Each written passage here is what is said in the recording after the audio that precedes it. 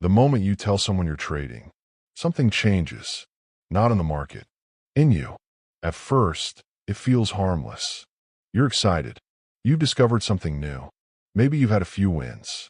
So you share it. Yeah, I've been trading lately. And immediately, the reactions start. Some are impressed. Some are skeptical. Some are quietly judging. But all of them create something subtle. Expectation. Now it's not just your account on the line. It's your image, your intelligence, your credibility. Because once people know you trade, they don't see it as practice. They see it as performance. They start asking, so how much did you make? Are you profitable yet? Is that thing actually working? Those questions seem normal, but they add weight. And trading already carries enough internal pressure. The moment external pressure joins the room, your decisions start to change. Not drastically, slightly. You want to win more. You want to prove something. You want the next conversation to sound impressive. And that quiet desire is where problems begin. Trading is already psychological, but when other people know you're doing it, it stops being private. And privacy matters more than most traders realize. When you trade quietly, losses are contained. They're yours. You process them. You adjust. You move on. But once people are aware, every loss feels exposed. Even if they don't ask about it. Even if they forget. You don't. Because now there's a silent audience in your head. You take a loss and think, I hope they don't ask me how trading is going. You have a winning day, and suddenly, you want to mention it. Not because it's strategic, but because it feels validating. And that's where trading shifts. It's no longer just about execution. It's about narrative. How you're perceived. Whether you look competent. Whether this trading thing seems real. And when perception enters the equation, ego follows. You start sizing up because you want faster results. You start forcing trades because you don't want to look stagnant. You start holding losers longer because admitting failure feels heavier now. The market hasn't changed. Your environment has. And that environment quietly influences your risk tolerance. Because now it's not just about growing an account. It's about protecting your image. Now, onto the ego part. The market doesn't care who knows you trade, but your ego does. The moment people are aware, something subtle happens. You stop trading just for growth. You start trading for proof. Proof that you weren't naive. Proof that you're capable.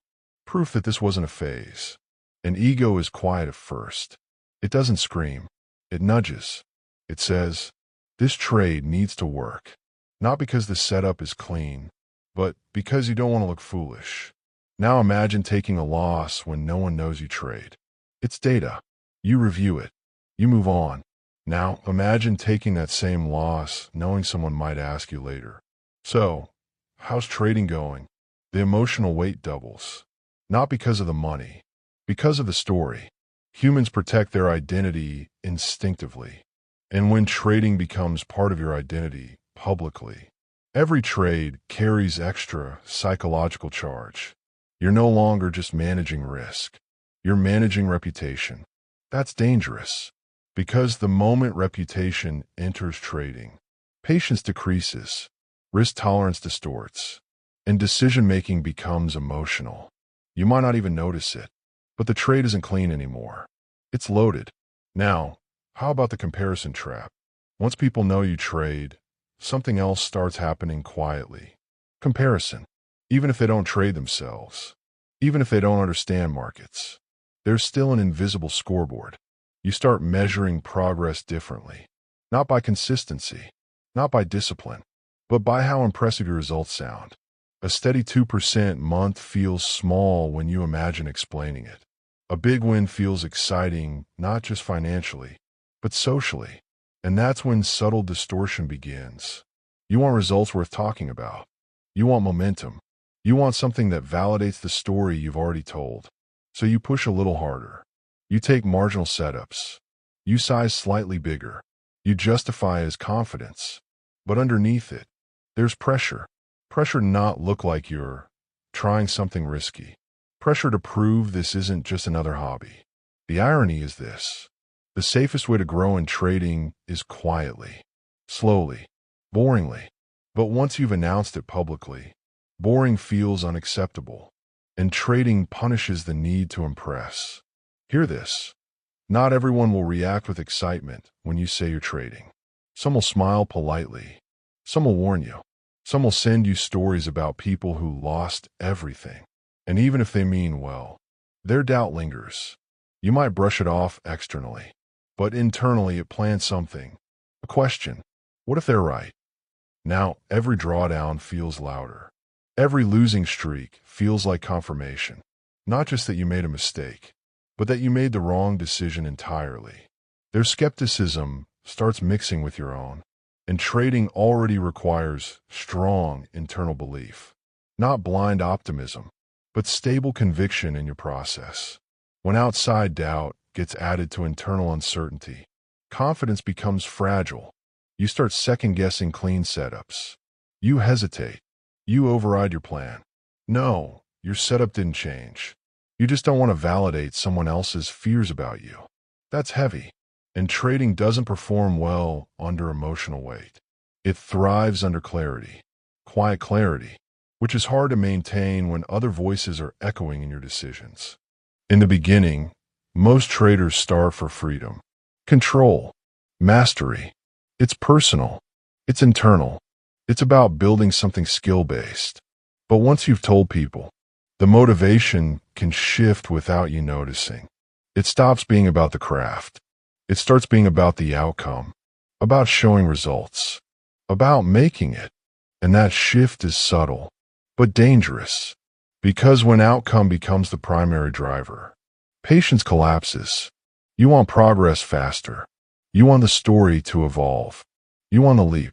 But trading rewards process, not urgency. The market doesn't care that you announced your new path. It doesn't care that you want to prove something. It doesn't care that people are watching. It moves the same way it always has. And if your motivation becomes externally fueled, your emotional stability becomes externally vulnerable. One red month feels like public embarrassment. One green month feels like relief. You're not just trading price anymore. You're trading perception. And perception is volatile. More volatile than any chart you'll ever analyze. Have you subscribed to this channel yet? Do so now, and don't forget to like and share so other traders can see it. Let's proceed. There's a difference between doing trading and being a trader. The moment you tell people, you move closer to the second one. It becomes attached to your name. Oh yeah, he trades. And now it's no longer just an activity. It's part of your identity. And identity is fragile. When a trade loses, it doesn't just feel like a bad decision. It feels like a flaw in you. When a week is red, it doesn't feel like variance. It feels like incompetence. That's the trap. Because trading is probabilistic, but identity is personal.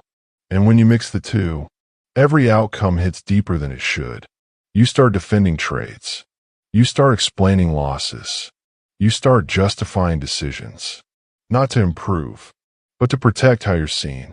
That protection instinct quietly distorts objectivity. And objectivity is oxygen in this game. Without it, you suffocate slowly. Now, this is where isolation becomes a weapon instead of a weakness in your trading journey.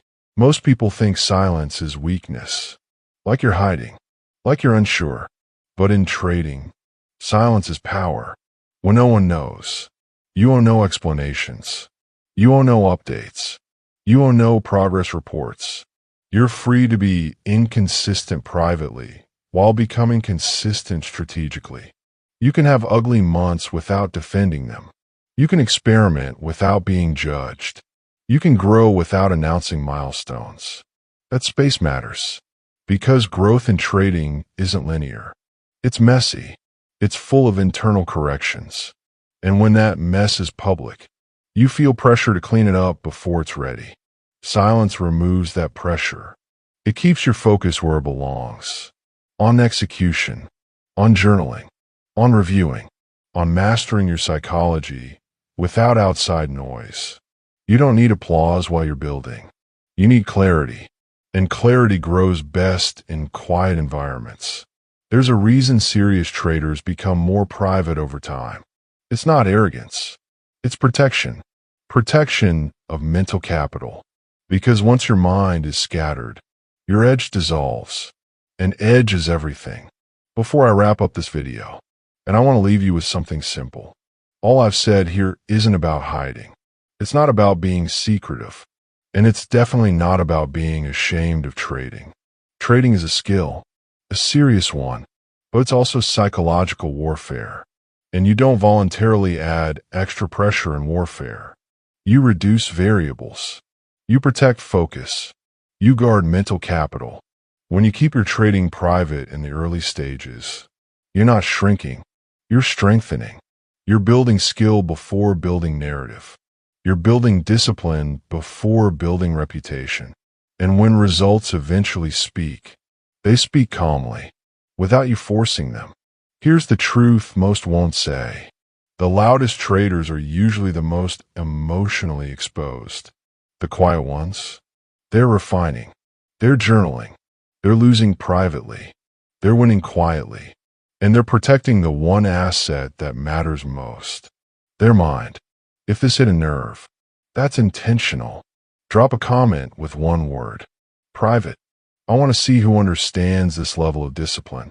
And if you're serious about mastering the psychological side of trading, not just charts, not just strategies, but the part no one teaches, subscribe. Because this channel is about the truths most traders only learn the hard way. Quietly. Let's meet up in the comments and catch up even more in my other videos.